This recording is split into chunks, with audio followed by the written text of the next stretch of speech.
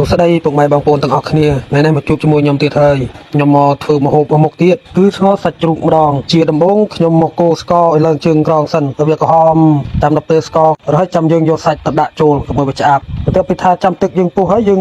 ចាប់ដើមមកលាងបន្លែសិនបន្លែយើងសម្រាប់ទុកទឹកមានទឹកសក់មានស្ពៃមានស្លឹកខ្ទឹមមើមខ្ទឹមក្រហមត្រប់ស្រួយឲ្យយើងលាងឲ្យវាស្អាតសម្រាប់ទឹកវាឲ្យសោះហើយក៏យកបន្លែមករៀបដាក់ថាសដើម្បីទុកទឹកជាមួយនឹងសាច់ជ្រូករបស់យើង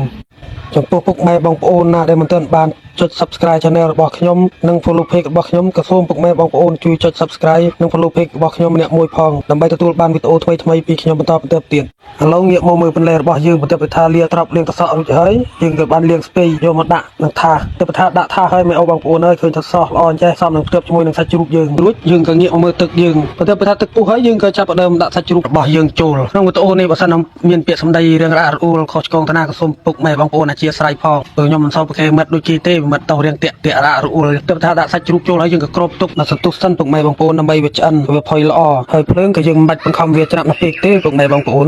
ដាក់វាមកល្មមរងាស់វាពុះល្មមសិនបន្ទាប់ពីថាដាក់ទុកឲ្យវាពុះហើយយើងក៏ទៅរកផ្សំគ្រឿងដើម្បីបុកទឹកគ្រឿងរបស់យើងគ្រឿងកិតមានអីពិបាកទេម៉ែអូបងប្អូនមានអំបិលស្ករប៊ីចេងខ្ទឹមលឹកខ្ទឹមមើមខ្ទឹមសនឹងម្ទេសហើយម្ទេសតាមតែម៉ែអូបងប្អូនណាដែលគិតប៉ាន់ខាងម្ទេសគិតក៏ដាក់ច្រើនបើម៉ែអូបងប្អូនណាដែលមិនសូវចេះហិលក៏ដាក់មកបានហើយដាក់តិចក៏ឆ្ងាញ់ច្រើនក៏ឆ្ងាញ់តាមតែចំណង់ចំណូលចិត្តពុកម៉ែបងប្អូនទាំងអស់គ្នាទេតែបើថាលាយរួចហើយក៏យើងក៏បុកគ្រឿងបុកទឹកជ្រលក់យើងហើយដាក់ខ្ទឹមសចូលដើម្បីមានក្លិនឈ្ងុយបន្ថែមដល់ពុកម៉ែបងប្អូនពុំម្ហូបមួយមុខនេះផងដែរម៉ែអូបងប្អូនក៏អាចសាកធ្វើហូបបានមិនថានៅផ្ទះនៅតាមស្រែចម្ការតាមទីក្រុងគឺថាមានរសជាតិឆ្ងាញ់ណាស់ម៉ែអូបងប្អូនម្យ៉ាងទៀតគ្រឿងផ្សំរបស់វាក៏ស្រួលរកនៅក្បែរផ្ទះស្រេចបុកគ្រឿងរួចហើយយើងក៏យកចានមកដួសដាក់ដើម្បីលាយគ្រឿងបន្ថែមទៀតគ្រឿងបន្ថែមរបស់យើងក៏មានអីច្រើនទេម៉ែអូបងប្អូនគឺគ្រឿងផ្សំដែលខ្វះមិនបាននោះក្រូចឆ្មាជាមួយនឹងទឹកត្រីទៅបន្ថែមក្រូចឆ្មាជាមួយនឹងទឹកត្រីហើយយើងក៏អាចចាក់ទឹកជាចូលបន្តិចដើម្បីឲ្យទឹកគ្រឿងយើងក្រាវបន្តិចកុំឲ្យខាប់ពេកហើយបន្តមកទៀតយើងក៏ផ្សំទឹកគ្រឿងអស់ហើយយើងក៏ចាប់ផ្ដើមកូរវាឲ្យសព្វចូលគ្នារួចហើយយើងក៏យកខ្ទឹមលឹកមកហាន់ដើម្បីដាក់ជាមួយទឹកជ្រលក់របស់យើងបន្ថែមទៀតជាបន្ត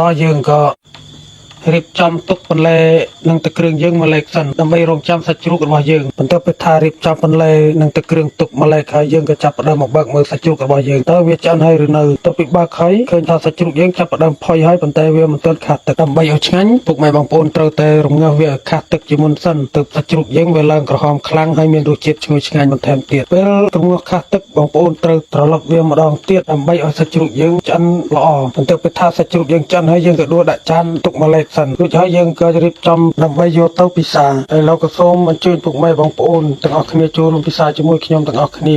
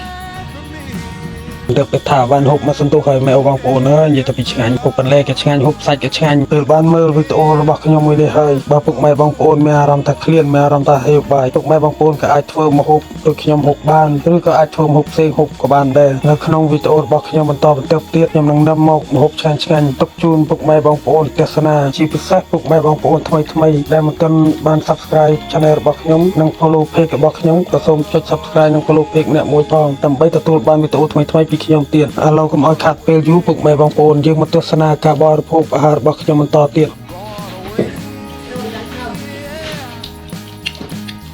And the sun gonna shine on a brand new day for love. Brand new day.